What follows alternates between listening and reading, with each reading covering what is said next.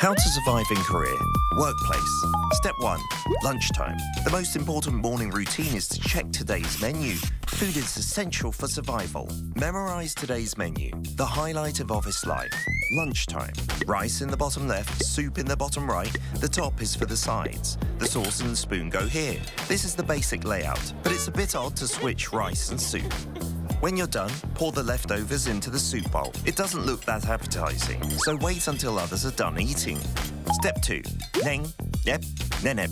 These are the most used expressions at work. Choose the most appropriate form. Neng, nep, nenep. Remember that the formal ne can sound a bit stiff. Did you just say yes? Absolutely not acceptable. You want to find the right word for the right occasion. Step 3. Desteria. Desteria is the oasis in the desert. Show them your character. If you're not the diligent type, get a stooky plant. Work is tough. Laugh and the whole world laughs with you. Weep and you weep alone. Stay put, like the stooky that survives in the desert. Hang in there until the end. Of course, you can always quit. You matter more than anything else. Step 4. Survival kit. Every worker needs a survival kit. Survival kit level 1. This position gets the most exposure. Grab one when you need a sugar boost. Always keep a few treats you can offer your co-workers. Survival kit level 2. These are for hunger pangs before and after a meal. You'll need them when you take a coffee break with your office buddies. Survival kit level 3.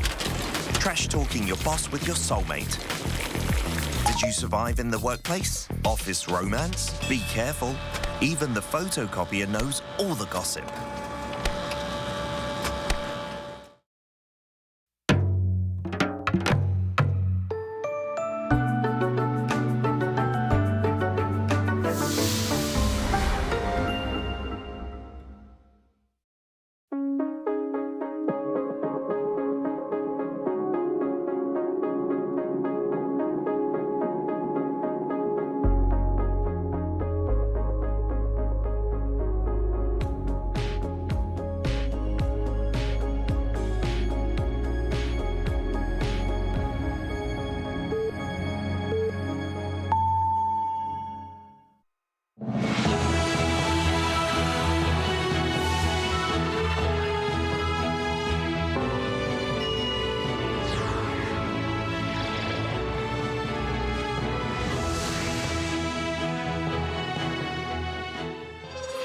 President Lee Jae-myung held the second emergency economic task force meeting on Monday, where he ordered his government to swiftly prepare an extra budget to reboot the country's economy and spur private consumption.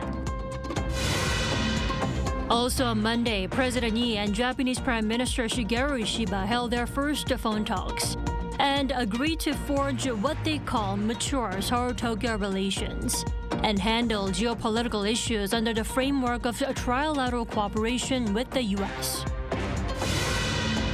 Korean musical Maybe Happy Ending snatched 6 categories at the 78th Tony Awards, the most prestigious award ceremony on Broadway. This is the first time an original musical produced in Korea has won the highest award at the Tony Awards, Best Musical. Good evening. President Lee Jae-myung kicked off his first full week in office by looking at the people's livelihoods and stressing the urgent need for an extra budget to revive the local economy. Our top office correspondent Yoon Jang-min starts us off. Noting higher prices cause too much pain to the people. This is how President Lee Jae-myung began the second emergency economic task force meeting. 최근에 물가가 엄청나게 많이 올랐다고 그러더라고요. 라면 한 개 2,000원 한다는데 진짜예요? The president urged his team to seek out measures to tamp down inflation before they meet again next time. Present at Monday's meeting in Yongsan were newly appointed aides, including Chief of Policy Kim Yong-bum and Senior Secretary for Economic Growth Ha Jun-kyung, as well as relevant government officials. 그 생각을 좀 해주시면 좋을 것 같습니다. 우리가 쓰는 1시간은 5,200만 시간의 가치가 있다. 그만큼 영향이 큰 거죠. The agenda behind closed doors outlined an additional supplementary budget, signaling a shift towards an expansionary fiscal approach at a time when the country is facing a low growth rate for this year, expected to hover around 1%, as well as sluggish demand at home. The president ordered an extra budget to be organized in a speedy manner to revive the economy and boost consumption. Secondly, he urged for priority to be given to the vulnerable and small business owners for support. The National Assembly passed a 13.8 trillion won extra budget bill in May, worth some $10 billion, and the second batch is expected to be at least 20 trillion won. Details, including the size of the extra budget, have not been disclosed. The newly inaugurated South Korean leader ordered the launch of the Emergency Economic Task Force as his first executive order as soon as he took office last week. Yoon Jung-min, Arirang News. President Yi also held his first phone call with Japanese Prime Minister Shigeru Ishiba since taking office. Now, according to the president's office, the two leaders agreed to work together toward building a strong and stable Korea-Japan relationship. Our Oh Seong has more. Agreeing on continued cooperation bilaterally and trilaterally with the United States, the leaders of South Korea and Japan held their first phone call since the Lee Jae-myung administration took office last week. According to Seoul's top office, President Lee Jae-myung and Japanese Prime Minister Shigeru Ishiba spoke on the phone for around 25 minutes on Monday, marking Lee's second phone call with a foreign leader following his conversation with US President Donald Trump. Given the importance of Korea-Japan relations amid the current strategic environment, the leaders agreed on the need to build a strong and mature bilateral relationship based on a responsible approach. He conveyed his hope that the two neighbours will seek ways to cooperate on future challenges in a mutually beneficial manner, grounded in their respective national interests. The two leaders further agreed to strengthen efforts to respond to various geopolitical challenges through the framework of trilateral cooperation with the United States. When asked by reporters whether historical issues related to Japan's colonization of Korea and its wartime atrocities were raised during the conversation, a presidential official said the leaders' dialogue remained within the bounds of customary diplomatic protocol. Throughout his campaign and since taking office, the president has consistently emphasized a two-track strategy of addressing historical issues based on principles while promoting practical cooperation in economic and security matters. The Japanese PM's office noted that Ishiba expressed his intent to work closely together in responding to North Korea, including the issue of Pyongyang's abductions of Japanese citizens. In light of the 60th anniversary of the normalization of diplomatic relations between the two countries, the two leaders also discussed the importance of enhancing communication between their governments and promoting active people-to-people exchanges. The two leaders plan to meet in person in the future for in-depth discussions on bilateral ties and other issues of mutual interest. Observers believe the face-to-face occasion could come as early as this weekend on the sidelines of the G7 summit in Canada. Oh Seong, Arirang News. President Lee Jae-myung's retrial for alleged election law violation has been postponed indefinitely. The Seoul High Court announced the postponement earlier today, citing the constitutional protection granted to a sitting president. The Article 84 of the Constitution stipulates that the president shall not be subject to criminal prosecution while in office, with the exception of insurrection or treason. In the U.S. now, tensions are higher than ever in L.A., with the deployment of National Guard troops to tame immigration protests. Our Choi Soo-hyung has the details. Violent clashes continue as cars burn in downtown Los Angeles. Tear gas is fired at the protesters, covering the street with smoke. The protest was sparked when immigration and customs enforcement officers and the FBI raided downtown shops last Friday, detaining around 44 people, mostly Hispanic immigrants. It is a beautiful day of resistance because Trump, the administration, the Border Patrol, ICE, they know that they cannot go anywhere in this country where our people are and try to kidnap our workers, our people. On Sunday local time, for a second day, protests erupted in several areas, including Paramount and Santa Barbara, over surprise immigrant arrest. It's disappointing.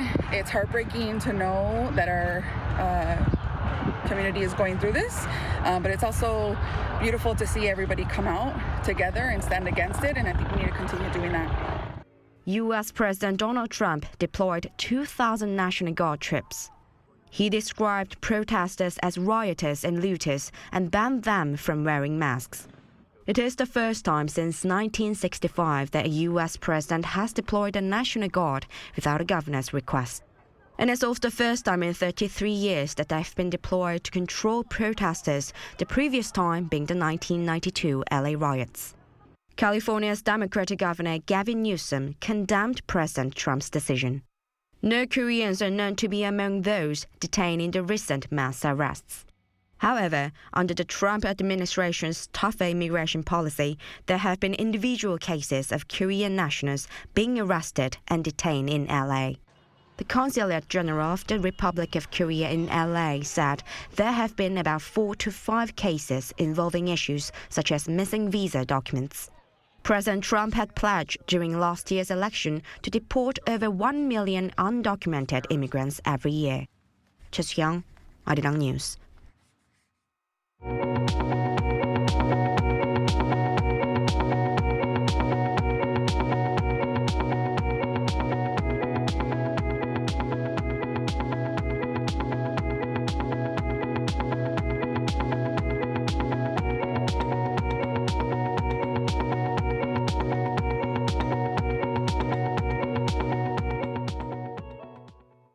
The Korean musical Maybe Happy Ending took home 6 honors at the 78th Tony Awards.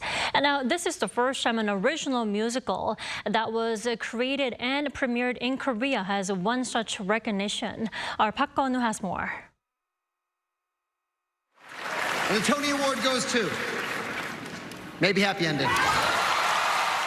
A round of applause and a standing ovation. A truly happy ending for the first Korean musical developed locally to win such a prestigious honor. We are so honored to receive this award for this magical, melodical, beautiful, heartfelt, humane musical that has been thrilling audiences at the Belasco Theater since last fall. At the 87 Tony Awards held in New York on Sunday, Maybe Happy Ending took home 6 awards out of 10 nominations, including the coveted Best Musical, Best Book, and Best Performance by an Actor in a Leading Role. It was the most awarded musical of the night, followed by Buena Vista Social Club with 4 wins, and Sunset Boulevard and Stranger Things The First Shadow with 3 each. Co-created by Korean writer Park Chun-yu and composer Will Aronson, Maybe Happy Ending tells a futuristic story of robot aides discovering love in Korea. The musical premiered in 2016 at a 300-seat theater in Seoul, before making its English version debut last November at the Belasco Theater. Maybe Happy Ending is seen as groundbreaking for being entirely created and first staged in Korea, and it'll continue its open-ended run with no scheduled closing date. On Monday, President Lee Jae-myung also vowed to strengthen support for the arts field, celebrating Sunday's win and expressing hope that more Korean creators can shine on the international stage. And with more and more Korean content winning the hearts of global audiences, expectations are rising for many more happy endings to come. Park Gun-woo, Arirang News.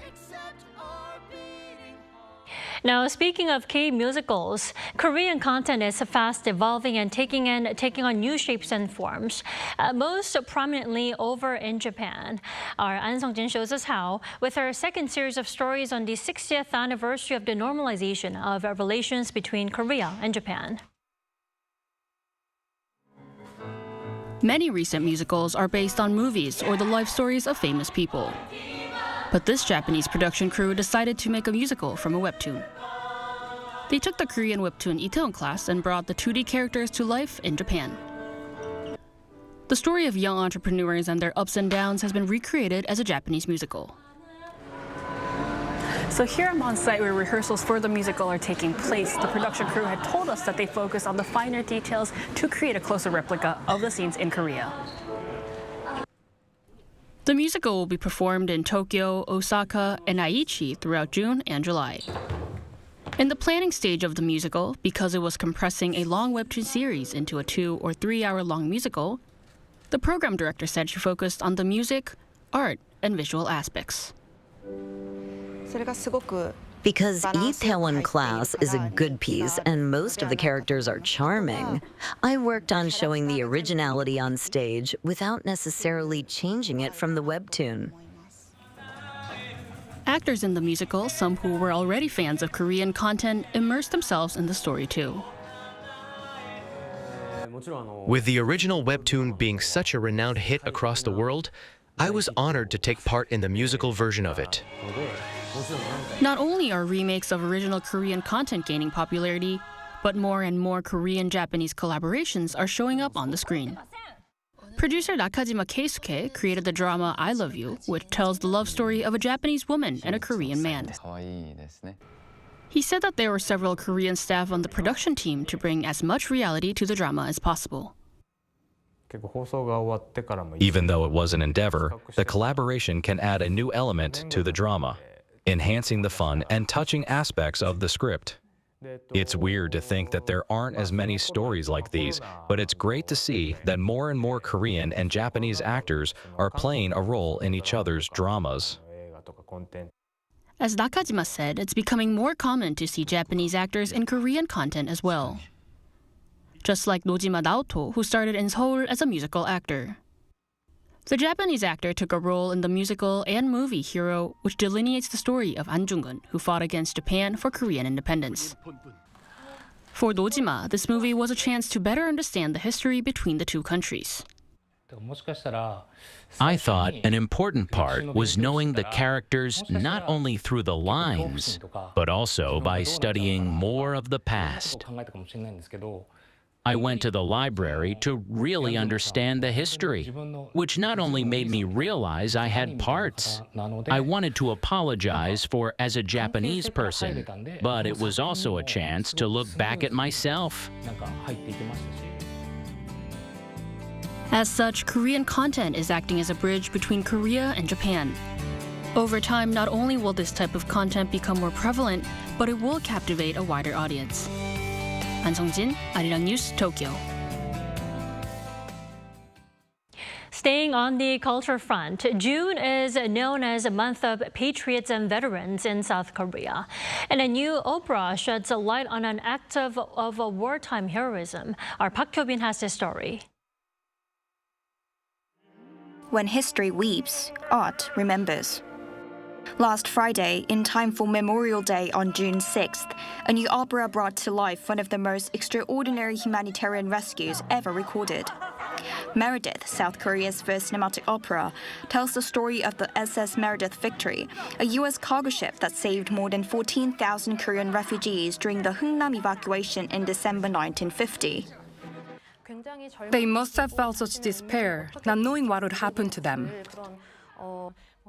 I imagined it like escaping a burning building or clinging to a sinking ship. Designed to carry just 60 people, the ship took aboard desperate civilians fleeing war, leaving behind weapons and supplies to make room for more lives. There were no casualties, and remarkably, 5 babies were born during the 3-day journey that ended on Christmas Day. The operation was later recognized by Guinness World Records as the largest evacuation by a single ship. While saving lives seems like the obvious choice, the captain would have faced fears of disobeying orders and facing consequences. The fact that he put all that aside to help strangers from another country is incredibly brave. But Meredith is no conventional opera. Blending cinematic elements with classical opera, it offered a distinctive experience that set it apart from traditional productions. We thought about how to capture the fear and the will to survive. That's why we used a lot of cinematic techniques and videos.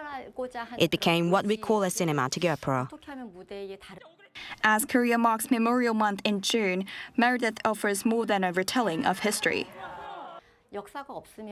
Without history, we have no present. It's only through understanding our past that we can compare, reflect, and move forward. I hope Meredith helps audiences not only reflect on the tragedy of war, but also feel the power of humanity and community, and that it inspires a warmer society. In the coldest chapters of our past, it was courage and compassion that led the way. And in remembering, we find not just sorrow, but the strength to hope again. Park Hyubin, Arirang News. Korean temple food was originally listed as a national intangible heritage last month, and the good old Korean Temple Food Festival took place this past weekend to celebrate that designation. The festival, in fact, returned after a decade, hopeful for a future UNESCO listing. Our Park Jun-an was there. From traditional steamed tofu to yuzu-flavored sweet rice and shiitake mushroom stew, these foods are not just tasty vegetarian dishes, they also embody core Buddhist values. Temple food, known for creating mental and physical energy during training, respects life and avoids the use of the 5 pungent vegetables, namely onions, garlic, chives, green onions, and leeks, which are believed to hinder spiritual clarity and inner peace. I'm currently at the Korean Temple Food Festival. Come along as I dive into unique flavors and the timeless value of the temple food. People from assorted backgrounds and a variety of countries gather here in Seoul to celebrate and experience the excellence of temple food. They sampled dishes and even tried making some themselves.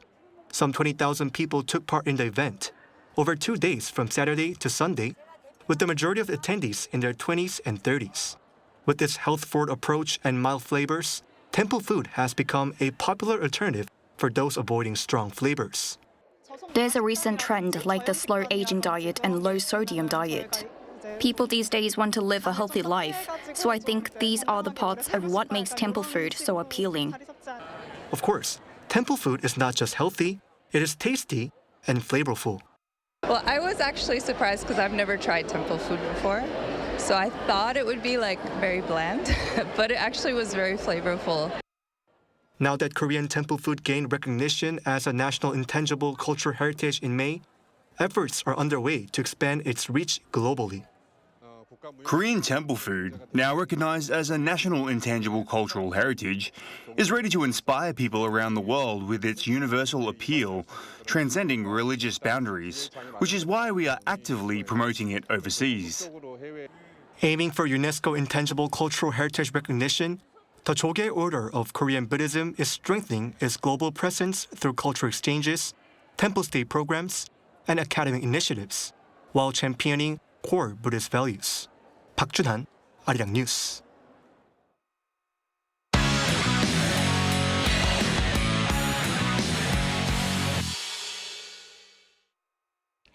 Time now to take a look at what's been happening in the world of sports. Joining us in the studio is our sports editor, Paul Neitz. Good evening, Paul. Hello there. So why don't we start with the South Korean national football team. The Taeguk Warriors have obviously qualified for the 2026 World Cup. Yes, it's the 11th World Cup in a row for South Korea, an achievement that was met with a letter to the KFA from FIFA President Gianni Infantino offering his congratulations. Qualification was sealed via a 2-0 away win over Iraq on Thursday. The task at hand now, with one more game to go, is to go unbeaten throughout World Cup qualification for the first time in 16 years. The team's record stands at 10 wins and 5 draws. Korea play against Kuwait in Seoul on Tuesday to see out the third round of qualifying. One more win would also seal top spot in Group B. But there is more to come. In July, South Korea is hosting the EAFF E1 Football Championship. Then the September international break sees friendlies against the USA and Mexico in the US. More friendlies will come in October and November. Then the World Cup draw is made in December. The World Cup in the US, Canada and Mexico kicks off on the 11th of June 2026. Lots of exciting games to keep us entertained. Paul, let's move on to badminton. Yet another win for An Se-young, right? Yes, indeed. This time the Indonesian Open, her 5th title of the year, was won on Sunday in Jakarta. An Se-young came from behind to beat Wang Zhiyi of China 2-1. Wang won the first match 21-13, but An roared back with wins in the last two, 21-19, 21-15. The world number one has now won 5 of the 6 competitions she's entered this year, missing only the Singapore Open after losing in the quarterfinals. In Nepal, we have to talk about another win for high jumper Woo Sang-hyuk over the weekend. That's right, yes, he won the Diamond League event in Rome. Now, this is the 6th international victory in a row for the man that they call Smile Jumper. In the final on Sunday, Woo beat Ole Doroshuk of Ukraine, who failed in his attempt to clear the 2.3-meter bar, but Doroshuk was successful. Woo cleared the 2.32 bar, but his rival failed with the 2.4 to seal the win for Woo Sang-hyuk. 2.3 meters was also the best of the season for him. Last but not least, on to baseball. Another milestone match for Kim Hae-sung. That's right, yes. He recorded his first 3-base hit in Major League Baseball. Kim batted 1 for 2 in a 7-3 win for the LA Dodgers over the St. Louis Cardinals on Sunday. The hit led to 2 runs being scored and allowed him to make it to third base. Kim sent a line drive to the deep right field corner to give the Dodgers a 3-0 lead at the time. He also made something of a spectacular catch in center field in what was an all-round productive day. The 26-year-old joined the Dodgers this year from the Kium Heroes in the KBO League. All right, thanks, Paul. I'll see you back here next Monday. Thank you, yeah.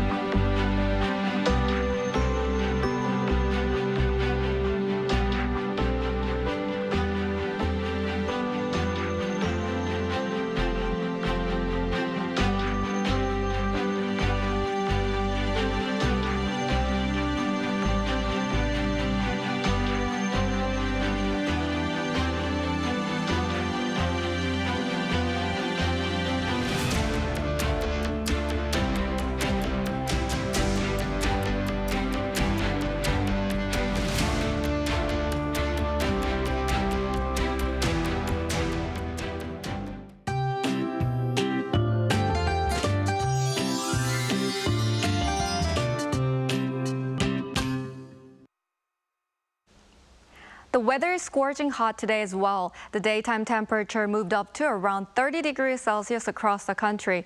Seoul felt as hot as 30 degrees, Daejeon and Jeonju 31, Gumi 32 degrees today.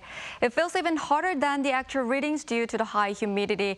This hot weather is expected to continue throughout this week.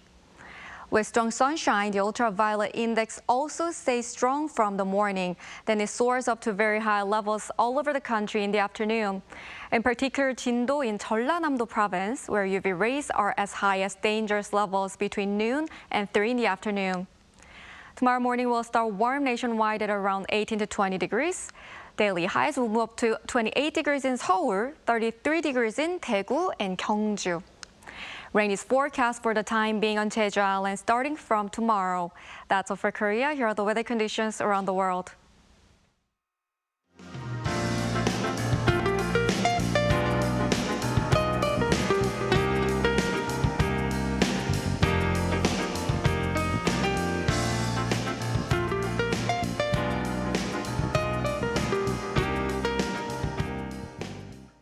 That is all we have for tonight. I'm Kim Dami. For all of us here at Arirang, thanks for watching and good night.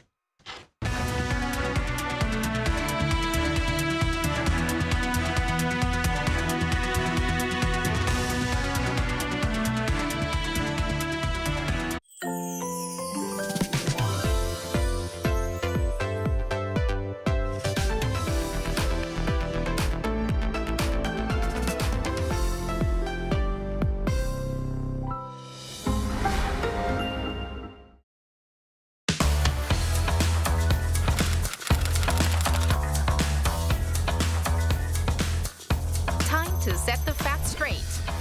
Get Korea right.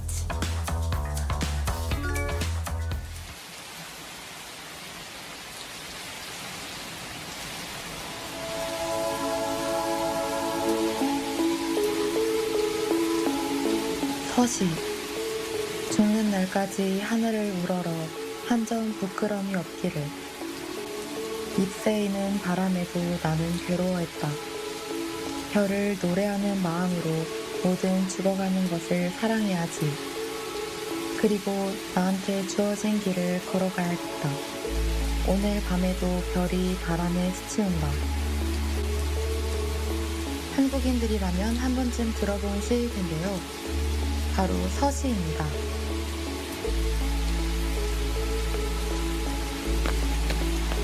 이 시를 쓴 주인공, 바로 윤동주 시인입니다.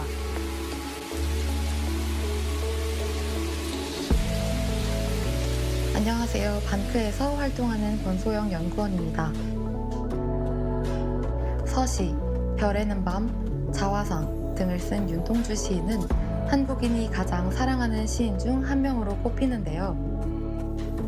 가끔 윤동주 시인의 정보에서 오해와 오류가 보이더라고요.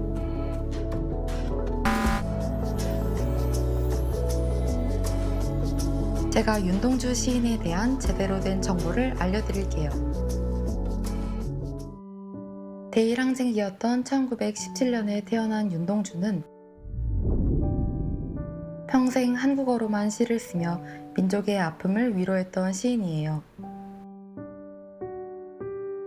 폭넓게 세상을 접하고 더 많은 것을 배우기 위해 일본 유학을 떠났던 윤동주는 1943년 7월 한국인 유학생들을 대상으로 민족 문화와 독립 정신을 고취시켰다는 혐의로 일본 경찰에 체포됐습니다.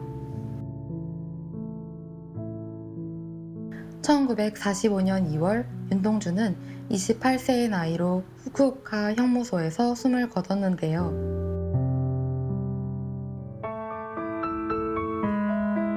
암울했던 식민지 시절, 민족에 대한 사랑과 독립에 대한 염원을 시로 쓴 윤동주 시인. 우리가 기억해야 할 아름다운 이름입니다.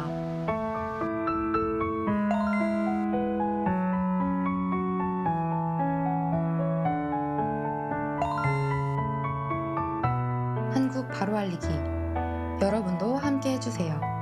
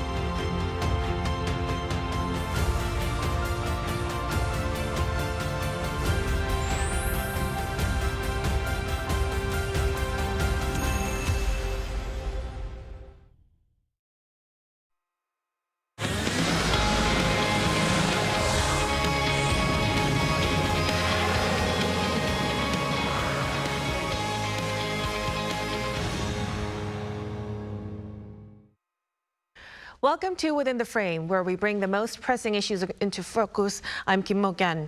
South Korea has entered a new political era. On June 4th, President Lee Jae-myung was inaugurated after an emergency snap election triggered under the exceptional circumstances of martial law declared last December. The vote, while constitutionally sound, exposed deep divisions across the country. Electoral data shows a nation split sharply by region, gender, and generation. The most striking trend, a generational gender divide, with young men and women voting in opposite directions, prompting global headlines about a democracy being reshaped by identity politics. With a legislative majority, the Lee Jae-myung administration now has the momentum to act decisively.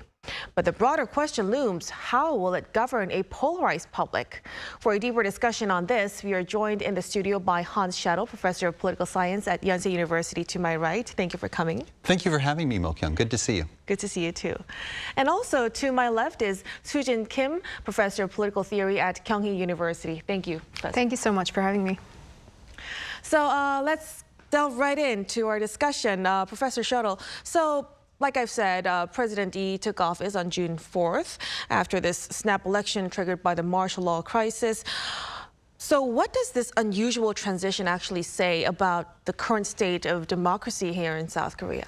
That it survived, that it emerged resilient, I think. The public ended up sending a resounding message: no martial law. That was after the National Assembly, of course, impeached former President Yoon, and the impeachment was sustained in the courts. It was time for the public to weigh in. On the other hand, President Lee Jae-myung, he did hit a ceiling, it seems, in his support among the voters. I think his most diehard supporters and his campaign workers were probably really hoping to clear that 50% hurdle and give him an overwhelming mandate from the people. Instead, he had a comfortable win.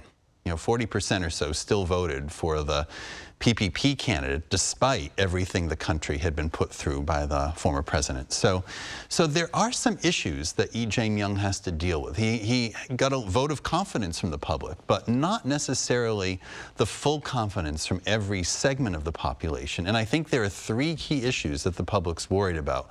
One is uncertainty over his foreign policy. And two are the legal issues and the cases against him that could still destabilize his presidency. And three is the question as to whether the DP might govern from a narrow basis and not necessarily approach a consensus-based approach to decision-making that would bring in the other parties. And what we've seen over the past week or so is President Lee has made some statements to try to ease, I think, concerns among his skeptics on certainly two of those issues. He's made a lot of statements about bringing in people from the other party and working for consensus.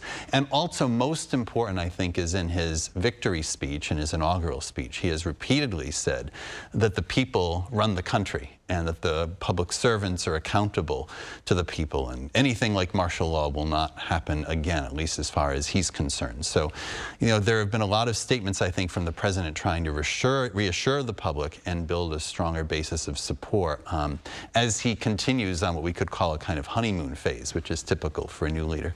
Right, so we're seeing some efforts from President Lee. Now let's get deeper into the results of the election, Professor Kim.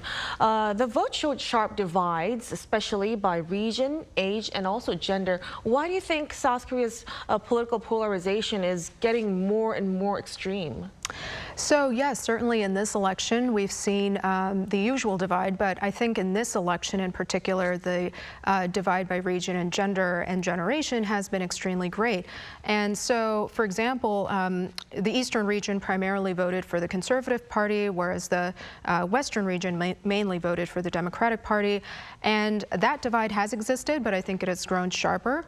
Also, secondly, we've observed even sharper divide within genders. So, for example, the younger, especially within the younger 2030 generation, almost 60% of women voted for the Democratic Party, whereas up to about 30% of men voted for the Democratic Party. So that's a really big you can see a stark difference in the patterns of voting between men and women, especially in the younger generation. And then finally, we see great socioeconomic inequality. That is another driving factor of the great voting divide. divide between these two parties. And I think a couple of different reasons might explain the gender divide, for example. So, you know, there's obviously long-standing debates over the fairness of military duty for younger men, as well as, I think, the clash between the sort of fast-paced social and cultural change that's brought about by the influx of Western norms regarding gender, and then the conflict between that and obviously the vestiges of traditional gender norms regarding male and female roles within the household as well as outside in the wider society. So I think that's sort of causing this kind of gender shift or this conflict between these genders regarding their voting behavior. And then finally, we see obviously the socioeconomic inequality that's getting deeper, which is, as I mentioned again, that's driving this greater sort of polarization between voting patterns. So definitely, I think these polarization patterns are very worrisome to a certain extent. Right, so it seems like it's not just political preference, it's becoming identity level division. Now, speaking of which, Professor Shuttle, then as Professor Kim has mentioned, the divide was very evident in terms of Gen Z generation, gender-wise.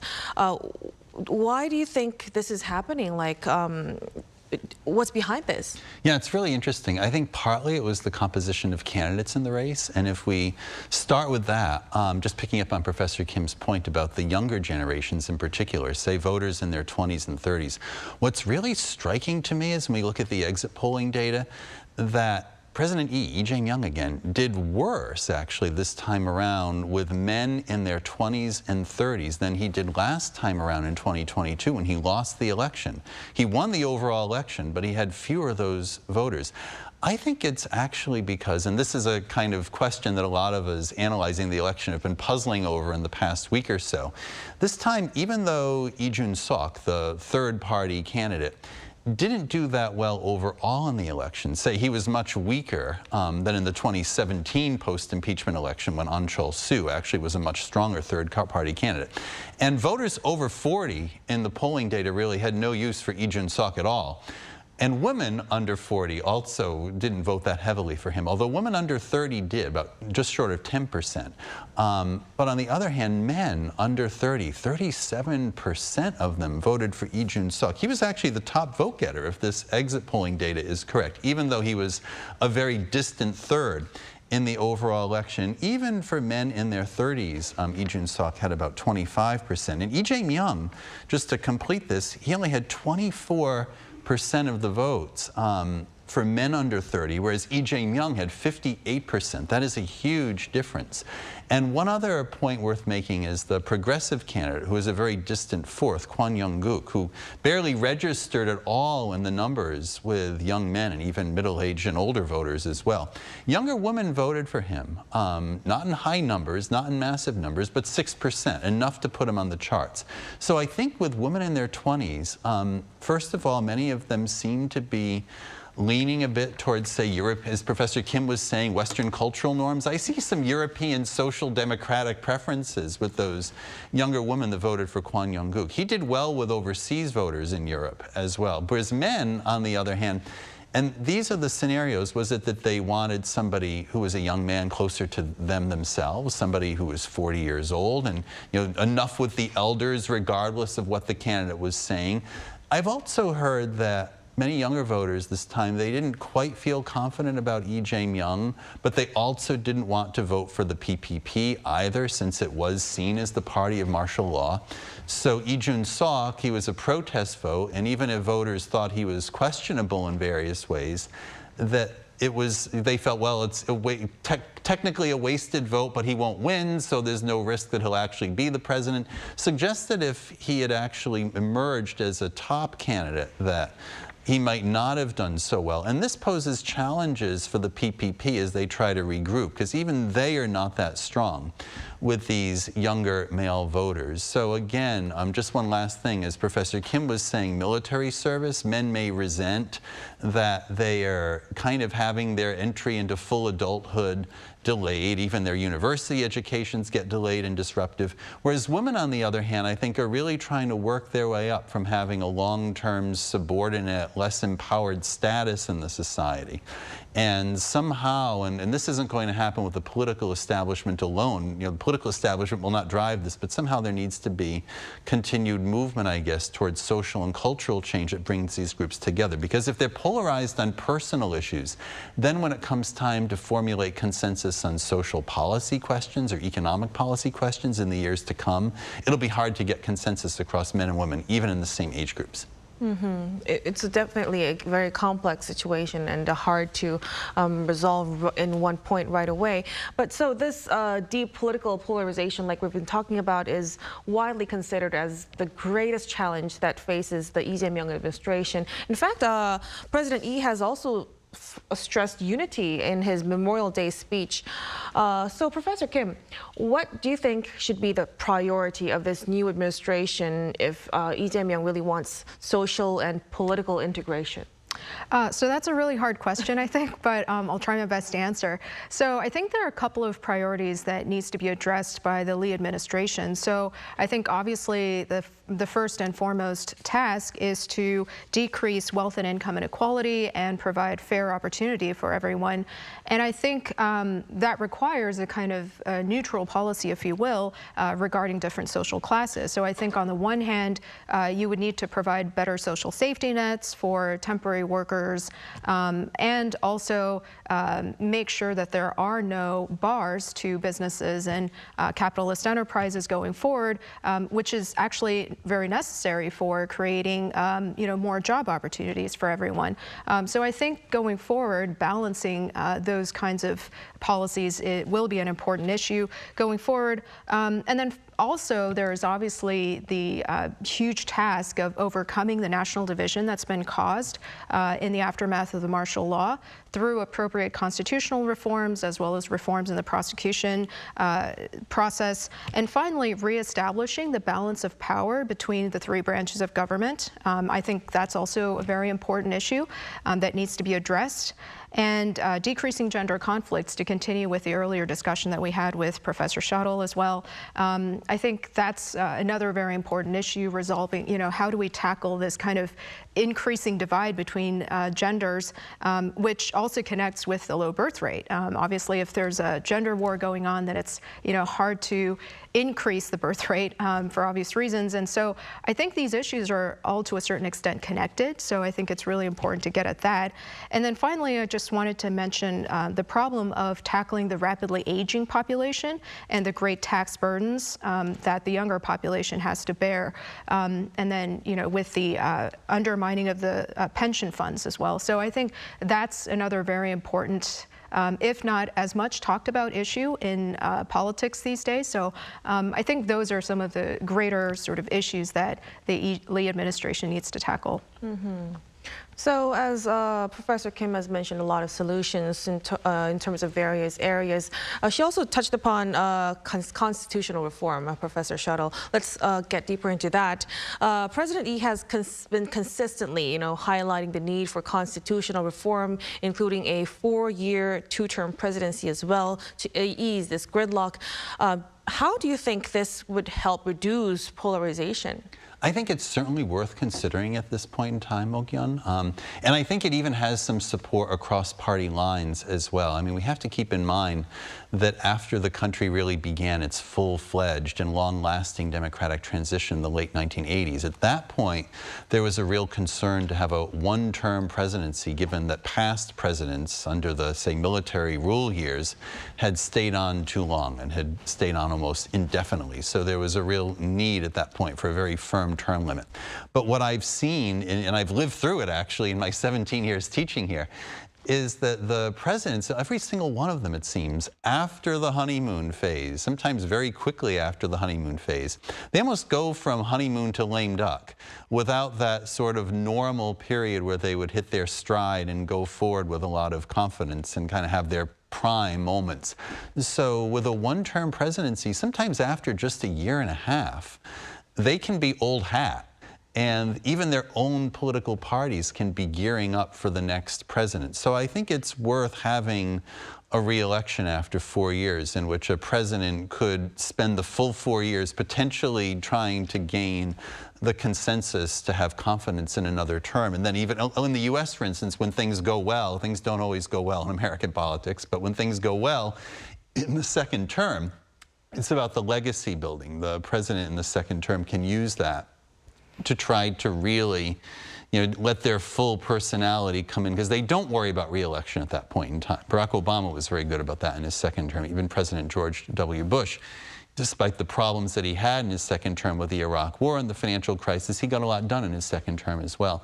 Also, I would add, with the National Assembly, it may be worth thinking about having a second chamber there, that would also be a way of fragmenting power. If the Assembly needs to be a little bit more powerful relative to the president, or if there needs to be some potential for the second chamber to have a different composition, not necessarily, chosen by a mix of districts and proportional representation. I think one thing that could be intriguing would be to have a citizens' assembly as the second chamber, whether it would be fully legislative or advisory, and you could have the citizens chosen by lottery. We'd have to have more time, but there's a lot of experiments in democratic theory that suggest you could have a lottery-based second assembly as well as an electorally-based assembly. And there might be some room for democratic innovation and constitutional reform here. And I'd love to see the discussion in this country go in that direction.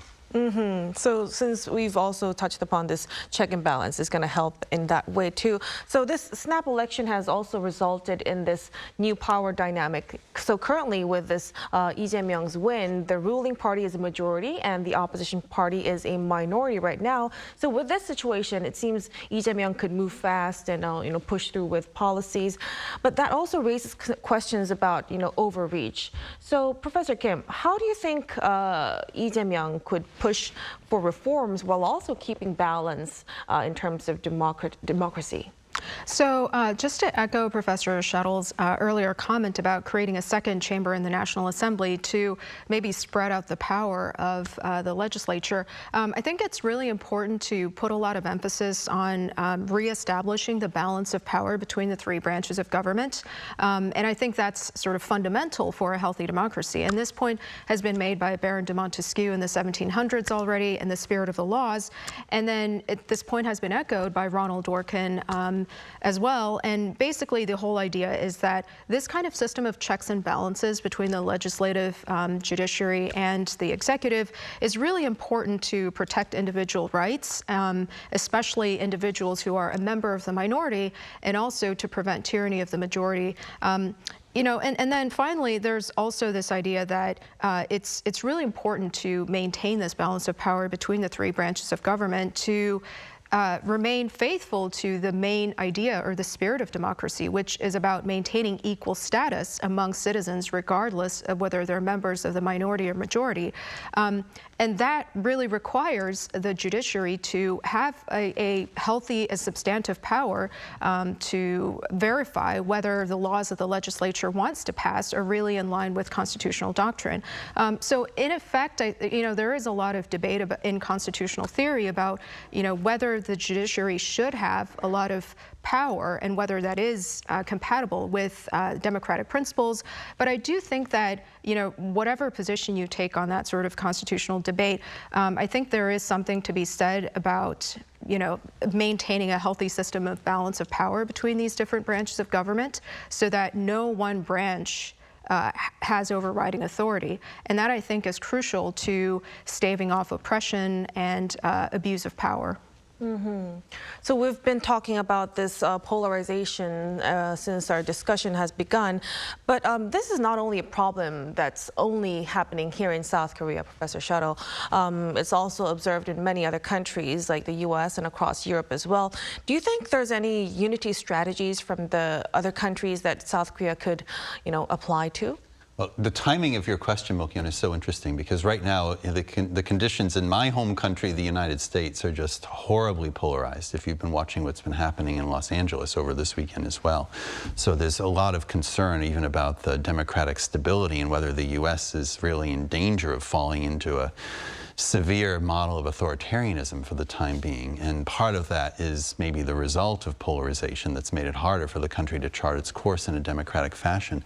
I think when I'm looking at a country that's suffering from a sense of polarization, especially if it's within the younger generation, as that younger generation ages, if the polarization continues, as that generation kind of goes through its life course, that, you know, how to work with that and try to find policies that can bring the population together. I think here, it's a lot of issues we've been talking about before, more affordable housing, better conditions in workplaces for women. I think this government could set the tone if they put more women in high-profile positions of power. If the composition of the government looks more like the composition of the country when it comes to gender balancing, that would really help set a tone. I think workplaces overall need to set a tone for women to advance in the workplace and have the time off that they would need to raise families. The educational system could have some changes that would make life less stressful for teenagers and perhaps promote alternative career paths than university educations for people that are not necessarily geared in that direction. Shorter work week, which is something both parties agree on. So I think in general, like from what I hear from my students and what I hear in the larger society, there's a lot of interest in policies that would promote public goods, broadly speaking, fairly mundane policies, but meaningful policies that would actually make a difference here in people's lives. If the two parties could put that kind of thing together and focus on the quality of life for the public as well as the integrity of the political system, you know, that would be the best way forward for any country really that's suffering through polarization, especially Korea right now. Right, and let's hope we will follow that road ahead. I'm afraid we will have to conclude our discussion here at this point, but thank you so much for your time, Professor Shuttle. Thank you, Mokyeon. Pleasure to be here. Thanks for having me. And Professor Kim, of course, we appreciate it. Thank you so much for having me, Mokyeon. And that'll be all from us on Within the Frame. Be sure to tune in again next time as we continue to explore the stories that matter. Until then, stay informed and engaged.